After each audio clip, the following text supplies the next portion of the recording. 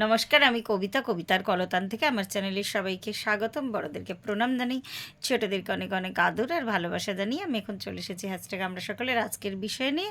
আজকের বিষয় মধুমিতার মনের কথার মধু। তো ও দিয়েছে, অনেকগুলো বিষয় দিয়ে রেখেছে আমাকেও।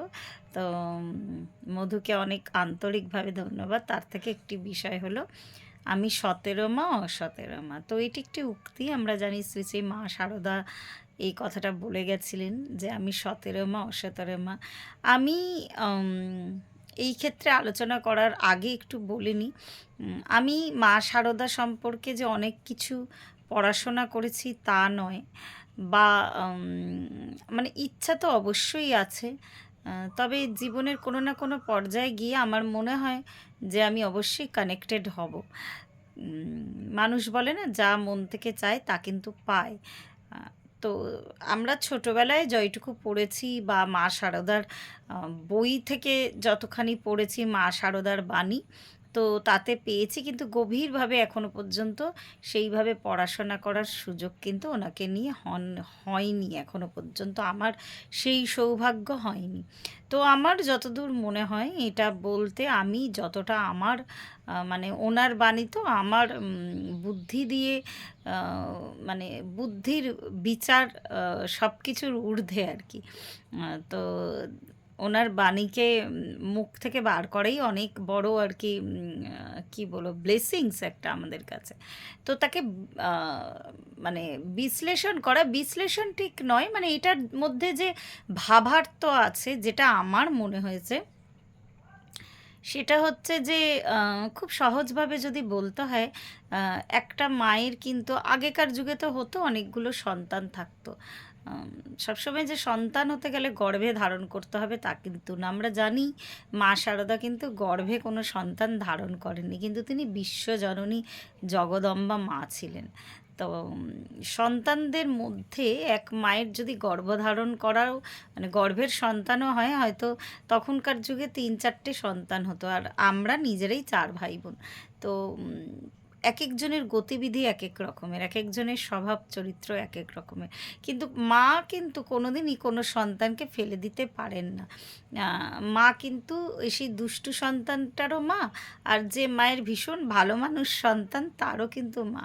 তো এটা যদি আমি একটু অন্য রকম লাইটে দেখি, তাহলে এটা বলতে পারি, সূর্যের আলো যেমন ধনী গরিব বা সৎ অসৎ ভেদাভেদ করে যেমন রেটা দেয় না, ঠিক তেমনই কিন্তু মায়ের ভালোবাসাটাও, কিন্তু মায়ের ভালোবাসার ফ্লোটাও কিন্তু ওরকম। আমরা কোনো সন্তান অন্যায় করেছে, অবশ্যই সন্তান বলতে আমি যদি এখানে আর একটু বড় ফিল্ডে দেখি, যে কোনো মানুষ, এটা বলতে গেলে না, এত আমার মধ্যে এই বিষয়টা নিয়ে এমন একটা উপলব্ধি আছে যেটা শুনলে হয়তো আমি, মানে বললে আমি ওপেন প্ল্যাটফর্মে হয়তো ভীষণভাবে সমালোচিত হব। তো সেই নিয়ে আমার ভয় নেই। আমি এটুকু বলতে পারি, যারা ক্রাইম করে, যারা জঘন্য ক্রাইম করে বা যারা অপরাধ করে ভীষণভাবে, তো আমার মনে হয় সেই অপরাধটা না তার জীবনের একটা অঙ্গ ছিল বা কিছু অন্ধকার দিক। সে মানুষটা সেইভাবে নিজের চিন্তাধারাকে গড়ে তোলেনি বা গড়ে তোলার সুযোগ পায়নি, বা ক্রমাগত সে কোনো গ্রহগত চক্রে কিন্তু সে ভুল ধারায় ধাবিত হচ্ছে। কিন্তু সেই মানুষটা ভুল কাজটা, বলে তো যে ঈশ্বর, আহ, ঈশ্বরের প্রত্যেকে আমরা ঈশ্বরের সোলের কিন্তু পার্ট, সেই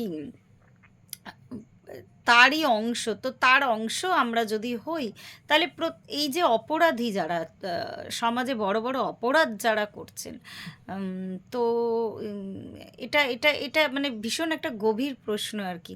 তিনিও যদি ঈশ্বরের অংশ হয়, তাহলে কেন মানে সে অপরাধে লিপ্ত হলো, প্রথম কথা। আর দ্বিতীয় কথা হচ্ছে, কেন ঈশ্বর নেবে এসে তাকে শাস্তি দেয় না? সব কিছুই মানে এটা না, এটা মানে এতটাই একটা গভীর তত্ত্ব।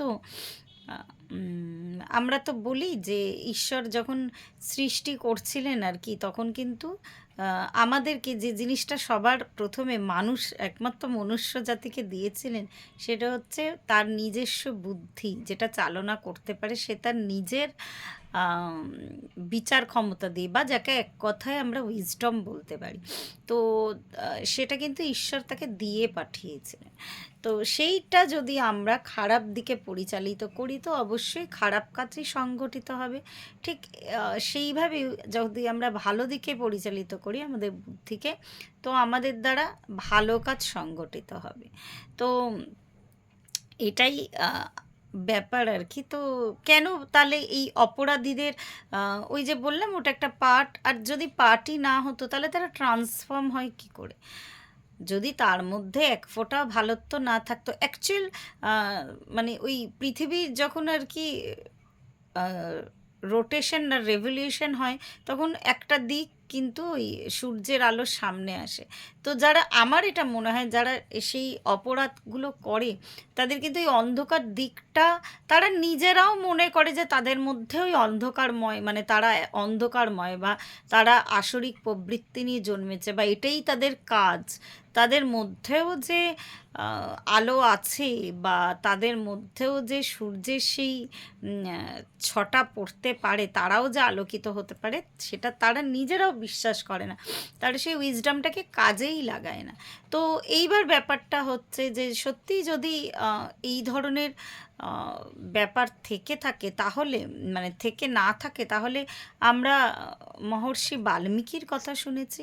সে কীরকম ভয়ঙ্কর দস্যু ছিল, রত্নাকর ছিল আগে, তারপরে কিন্তু তিনি রামায়ণ রচনা করেছিলেন।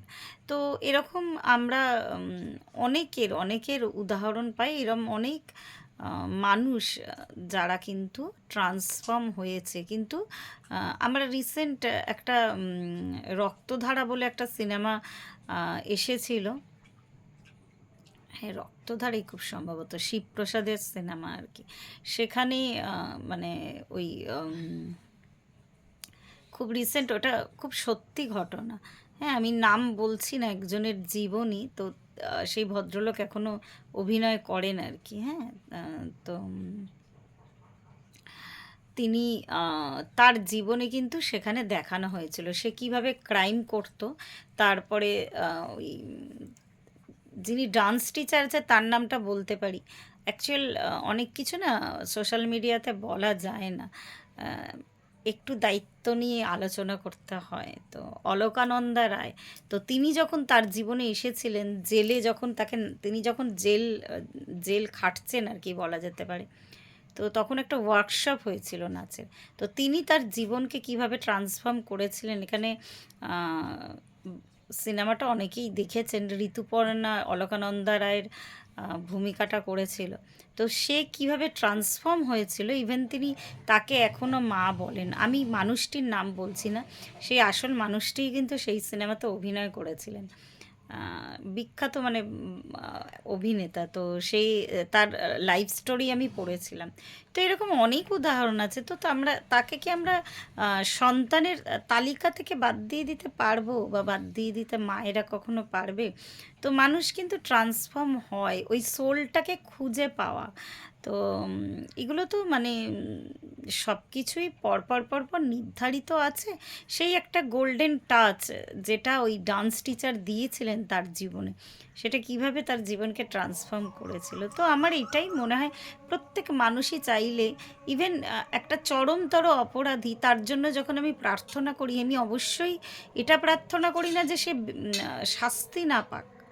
আমি মানে প্রত্যেকে শাস্তি মানে এই নয় যে একটা মানুষ যখন কোনো অপরাধ করলো সে একটা চরম শাস্তি পেল। আমাদের ভারতীয় সংবিধানে যে চরম শাস্তিটা আছে, আর তার জীবনটা সেই ক্ষেত্রে এন্ড হয়ে গেল, সেই জীবনটা সে অপরাধী সত্তা নিয়ে সে কিন্তু মারা গেল। কিন্তু তার যদি ট্রান্সফরমেশন হয়, সে নেক্সট লাইফে কিন্তু আর সেই অপরাধী সত্তাটাকে নিয়ে জন্মাবে না। এটা আমার আমার একটা ইনার ফিলিং, এটা আমার মনে হয়। তো প্রত্যেকেই ট্রান্সফর্ম হয়, ট্রান্সফর্ম করা যায়। আমি ওই যখন প্রার্থনা করি এই মানুষগুলোর জন্য, তখন অবশ্যই আমিও প্রার্থনা করি, বিচারের প্রার্থনা করি। কিন্তু সেই মানুষটার সাথে ট্রান্সফর্ম হয়, সে নিজের ভেতরের ইনার লাইটকে যেন চিনতে পারে, এইভাবেও কিন্তু আমি মানে সত্যি এই যে এতটাই বিতর্কিত বিষয়, এটা নিয়ে খুব একটা আলোচনা করা যায় না, আমি এইভাবেও কিন্তু প্রার্থনা করি। তো তো এটাই ব্যাপার যে প্রত্যেকটা মানুষের মধ্যেই কিন্তু তার বাস। শুধু খুঁজে পাওয়া বা কারোর একটা খোঁচায় সেটা রিভিল হওয়া, এটার অপেক্ষা শুধু। তো সত্যি সত্যি কোনো সন্তানকেই মা কিন্তু ফেলে দিতে পারেন না। তো এটাই মনে হলো আমার আজকে। আচ্ছা, আর একটা কথা বলে রাখি শেষ করার আগে, আমি জানি না পুরো ভিডিওটা কেন ভার্টিক্যাল মোডে করলাম। তো যাই হোক, একটু অন্যরকম দেখতে লাগবে, এইভাবেই আপলোড করে দেব। সময় নেই আরেকবার ভিডিও আবার নতুন করে তৈরি করার। প্রত্যেকে ভালো থাকবেন, পরিবারের সকলকে ভালো রাখবেন। ধন্যবাদ।